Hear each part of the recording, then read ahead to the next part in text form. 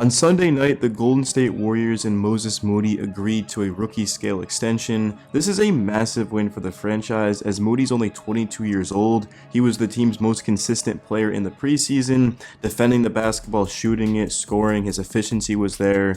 Because of how young he is, he's going to have an opportunity to develop into maybe even potentially the team's new Jordan Poole, where he comes off of the bench, he gives you that scoring, that spark, and helps the Warriors win a championship this year. Moody's 22 years old, he's very young, so we do have to have realistic expectations. There's going to be ups and downs, but just the fact that he can go out there and contribute without scoring the basketball means that he's going to play a huge role for this team, because we know how important defense is for the Warriors. We talk about those championships they won. Yeah, they were great offensively. They could shoot, they could score.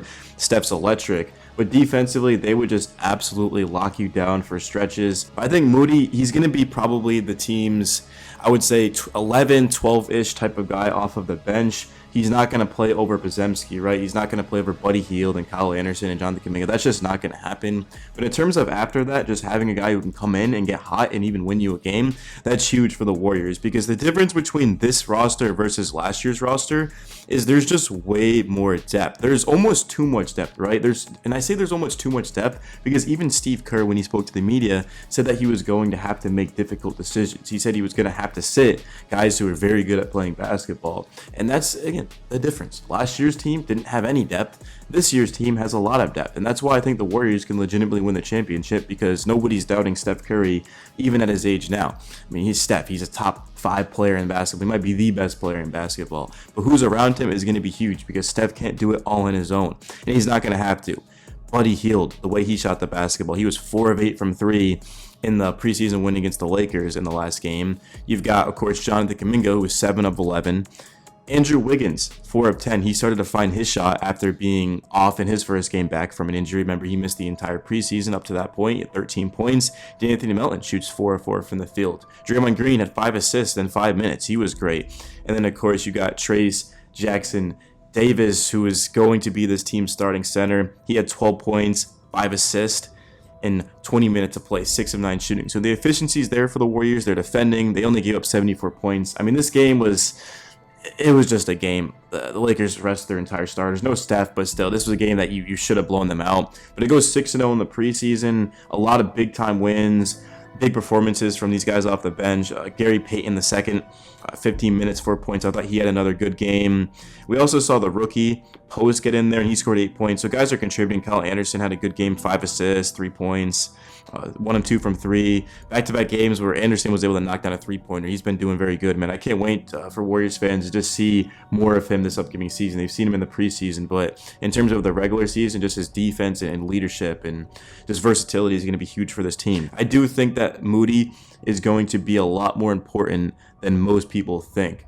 Jordan Poole, that comparison is very easy to make because it makes the most sense, but it fits right for me too, because I think Moody is going to absolutely fly up the rotation and play a huge role for this team. It's not just his shooting too, because Jordan Poole was mostly known for his shooting and scoring, but Moody, he can score 0 points in 20 minutes and still impact the game. He could be the most impactful player. His defense is very, very good, and that's why Steve Kerr is so high in him. And of course, Brandon Podziemski is a guy who is another bench piece for the Warriors. Last year was all-rookie first team with the way that he can knock down timely shots. He can draw charges and just defend. The Warriors like him a lot. He didn't have a shot going against the Lakers, but he still scored 16 points in 21 minutes of play, 5 boards, 2 assists, just impacting the game in different ways.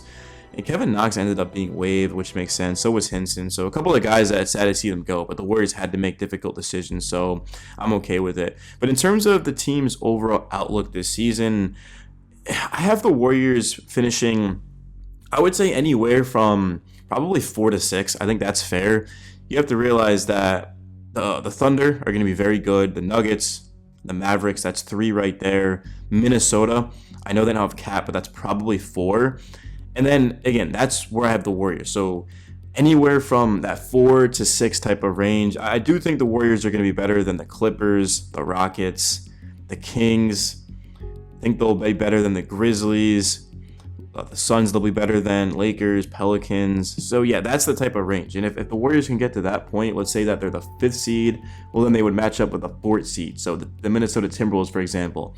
And that's a matchup that I don't think it's actually that bad for the Warriors because all of a sudden you're going up against a very good defensive team. You're going to go up against Anthony Edwards, but we know Steph's going to be able to match Ant because Steph Curry, even though Ant is a lot younger, but still, this is still a Steph Curry type of league, man. We know what he can do. I mean, you look at the Olympics and he's just able to put that team on his back. Ant was on that team, so it's actually a perfect example. Is Steph was out there winning his team not only the games but winning his country an Olympic gold medal. That was a beautiful thing to see. Golden State, they have a lot more guys that they can throw at teams now too. Just the additions of Kyle Anderson and Buddy Hield, of course, and also DeAnthony Melton. Just having those three guys puts the Warriors from a team that misses the play into a team that's legit the fourth or the fifth type of seed. There's just a lot of more versatilities, shooting the basketball, defending, rebounding, guys with playoff level experience, a lot of veterans coming over. I think Melton is going to be honestly just the biggest addition that the Warriors brought in because of his defense and his scoring. He can get hot. I watched a lot of DeAnthony Melton with the Grizzlies, and he was just one of my favorite players. The way this guy impacts the game of winning, it's not always in the box score. For this game against the Lakers when he got the start over Steph, it was in the box score, 9 points, 5 assists. Did grab a rebound, knocked down his only three, 4-4 in 21 minutes of play. He was very good. And Jonathan Kuminga is going to be kind of the wild card for the Warriors because we know Andrew Wiggins. He's a guy that we're not sure exactly if he can get back to his 2022 self when the Warriors won a championship, and he was just one of the best two-way players in basketball. He shot 40% from three. We know Wiggins is capable of doing that, but Jonathan Kuminga, his upside's through the roof. He has a chance to absolutely break the NBA.